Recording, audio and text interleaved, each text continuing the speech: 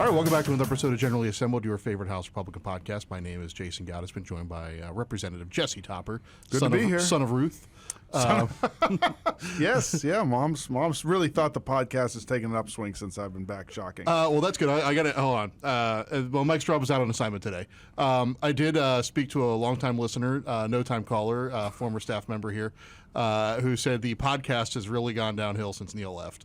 So I'm not saying that's the reason for Mike Straub's absence today. But I'm glad that Neil's best friend said that. Yeah, that's great. All right. But speaking of call-in, is there ever a chance that we do a call-in show? Well, we did have an email address. I don't remember if that was when before you became more full-time in this, but we did have something where people could write us emails and we would read them on. Really? We would read them? Well, but nobody ever emailed us. Well, it was a test email, Chuck. Right. That's awesome. Test. This is not spam. Yeah.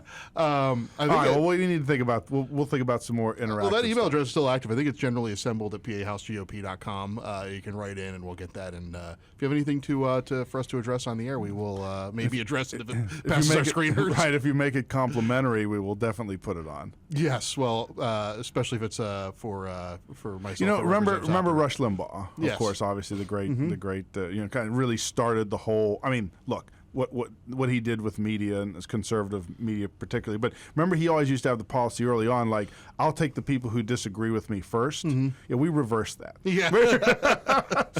Well, if you compliment us or say that we're doing a good job or say that you agree with us, you'll probably have more of a likelihood. Rush Limbaugh, we are not. That's right. Exactly. But hey, we got a big announcement right at the top of the show. Representative Jesse Topper, you have some major career news. Everybody's now really listening. Yeah. The crew that I work on in baseball is selected to work the state championship game tomorrow. Umpire crew. Yep. Umpire crew for the PIAA state championship single A game tomorrow. 10:30 at Medler Park at State College at Penn State University's campus. So really excited. Shout out to the rest of the members of my crew, Doug, Teddy, Ross. We're looking forward to a good game. The game will be between Clarion and Du Bois Central Catholic tomorrow. Well, very good. That sounds like a good crew for an umpire podcast. You should really get that started. Teddy, Jesse, Ross, and Doug. Yeah. Okay. Yeah, I'm excited. Look, it's the podcast will be called "Who's on First?" But I am actually. I'm going to be the first base umpire tomorrow. Well, but yes, that would be a good one. Then. Yeah, that could be the name of the podcast. But I don't know if our listeners, all 6 of them, know this or not. But one of the great things about PCN, the Pennsylvania Cable Network, is that they show the high school state championships in every sport. And I think it's a great service. The kids, really showcases the kids, the student athletes. And so if you didn't know that, it's another great reason to have PCN other than watching the House floor, which is probably less of a great reason to have it. And it also, covering all these high school sports championships, takes up a lot of broadcast time for them, so they don't need to really think about it. Right. And it's good quality. I watch them every year, and this year I'll get to be a part of it. So really excited about that. In all seriousness, and you know how I feel about high school sports and how important I think that they are, not just the fabric of communities, but for a lot of kids, they're really a good incentive to be not just at school, but thriving in school. And so, I'm really excited, looking forward to it. Should be a great day tomorrow, and thanks for bringing it up.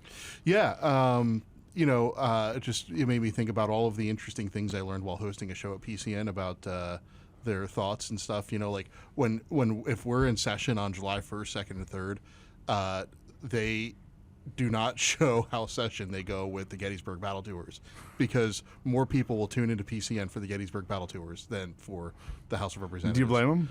No. But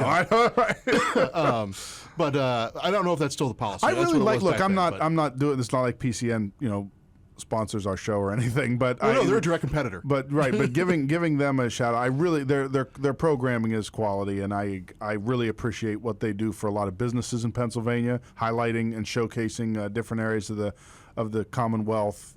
It's definitely worthwhile to tune in. And if you happen to catch us debating on the House floor every once in a while, if you have trouble sleeping, it's a good way to do it. Now, I will say, though, my favorite thing to watch in terms of politics is still always Parliament. The Prime Minister's question time. Oh, the Prime Minister question. That's so. I love it. Well, actually was doing training with some of our newer members a few weeks ago, and many of them actually asked about the decorum on the floor, not what you would think of with people name calling or when they get gavelled down by the speaker, just because people are speaking the whole time when people are on the floor. You might not realize that when you're watching on PCN. Right, you can't hear that. There's actually a lot of background noise, people having conversations and such.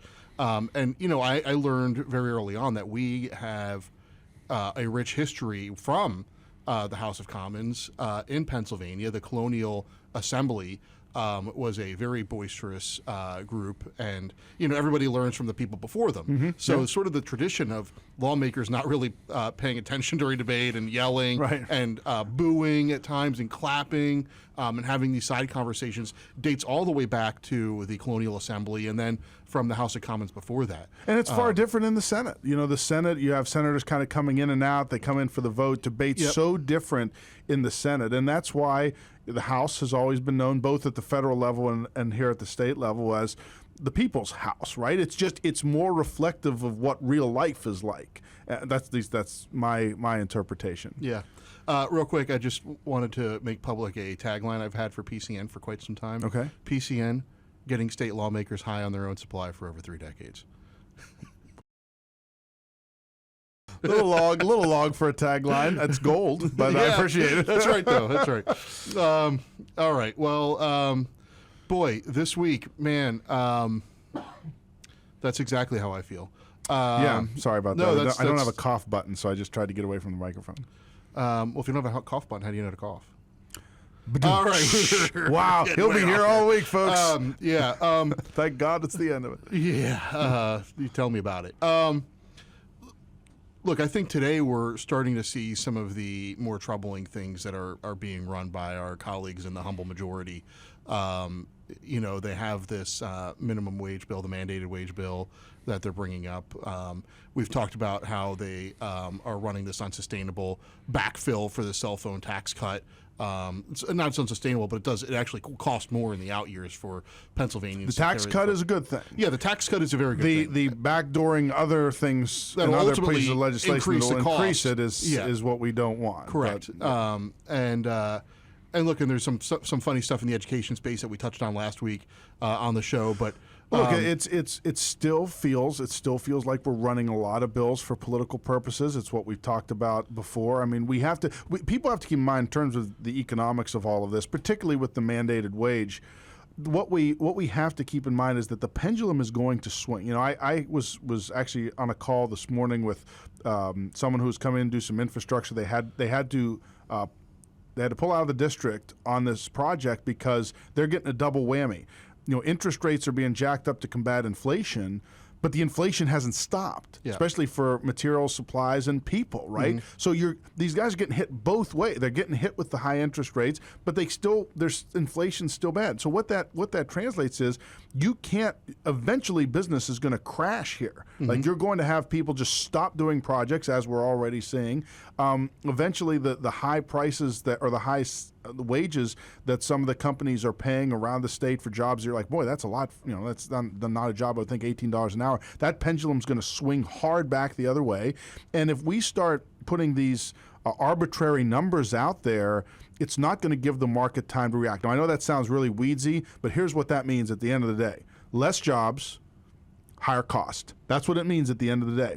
And that's what we're looking at. So now is the worst possible time to start getting involved in private sector salaries. Yeah, absolutely. And, something that I heard somebody say this morning, which I think is right on, is that House Democrats are governing for the next majority. They're not governing for the people of Pennsylvania. Let's say it may be better. House Democrats are governing for the next election. They're not governing for the people of Pennsylvania. They're voting on talking points and not really things that is going to be supported by the Senate.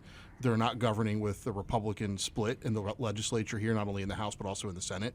And many times they're putting Governor Shapiro in a tough spot, a governor of their own party, by supporting things more to the left of where he probably wants to be.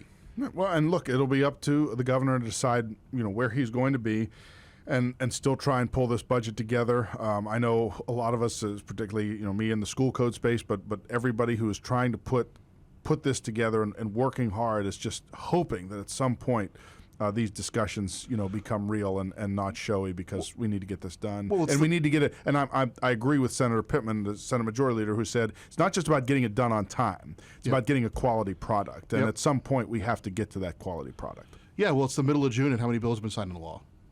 One. Yeah. One. No, that's where we're at. Yeah, and look, you can pass all the bills you want out of the House, and as we've experienced when we're in the majority, what the Senate does is a whole different story, and it takes 3 to tango here, right? It's 102, 26, and 1. That's the formula that the humble majority in the House Democrats have seemed to have forgotten. Well, it's going to be an interesting couple weeks coming up, and you hope a couple weeks. That's right. Well, either way, it'll be an interesting couple weeks. Whether that extends out into July or not, we still need to make sure, and I don't mean to use this phrase flippantly, but we still need to make sure that there are adults, quote unquote, in the room saying, look, politics aside, like, a product needs to come together that's something that recognizes the economic realities that we face in the future, not just what we see now. Because so many times we govern on a year-to-year basis when we work on a new budget, and we just think about the economic realities of that moment, and we don't look 10, 15, 20 years.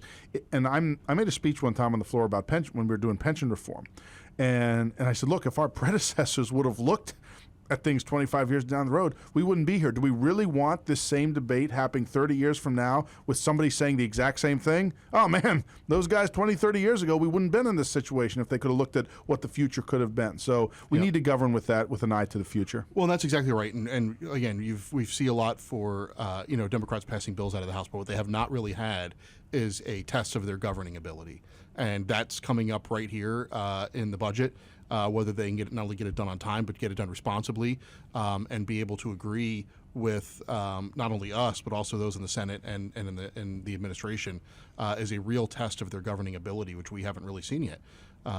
Anyway, agreed. Let's move on real quick, because we need to touch on the big news out of Philadelphia, which is the I-95 issue. Look, it's obviously a major catastrophic event for commerce up and down the Northeast corridor. It's important, I think, that we've already, not only has the governor issued the emergency declaration to make sure that that's up and moving, but get that section of the road up and running again. Look, infrastructure is one of the core functions of government.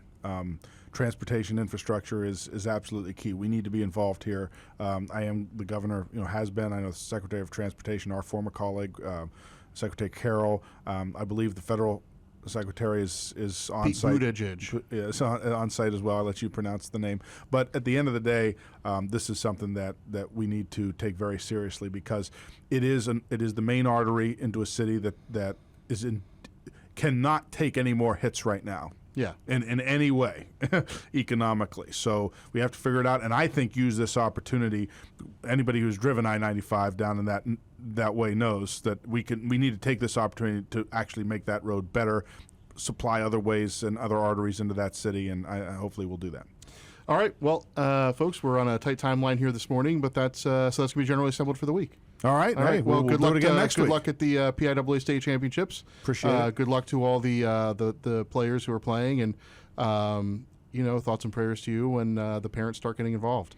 Thankfully, it's college field. The stands are far away. Well, as I've learned in my own life, swear words and negative reactions to your body type sometimes hurt.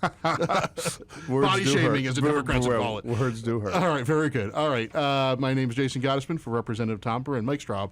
This is Generally Assembled. We'll see you all very soon. Beep, boop.